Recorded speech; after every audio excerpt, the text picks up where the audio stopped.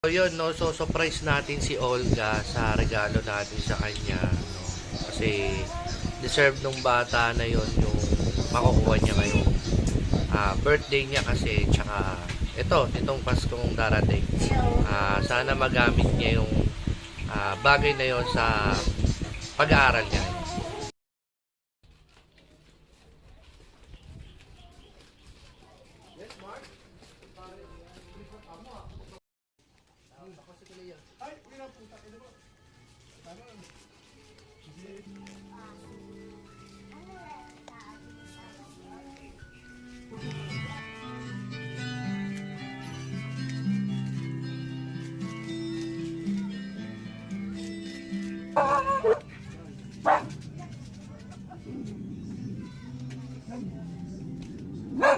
Hoy!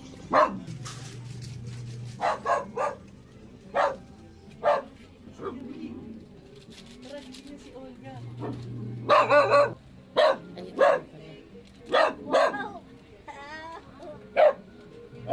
Birthday gift mo yan, tsaka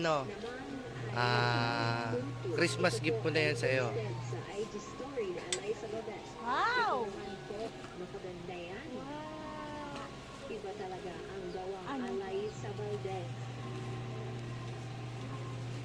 And guys, next, on the Creamline Boom Smashers, nasa Vatican po si Sa mag-aral ka lagi. Wow, ano ba yan? kanyang Ay, pusa!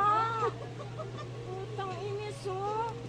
Wow, Yan po wow! ay ang role. Yan po si Kayla Atienza. Mag-aral ka mabuti, ha? Vatican City. Naiyak naman ako. Ito ay posted sa IG story. Ang galing naman, eh.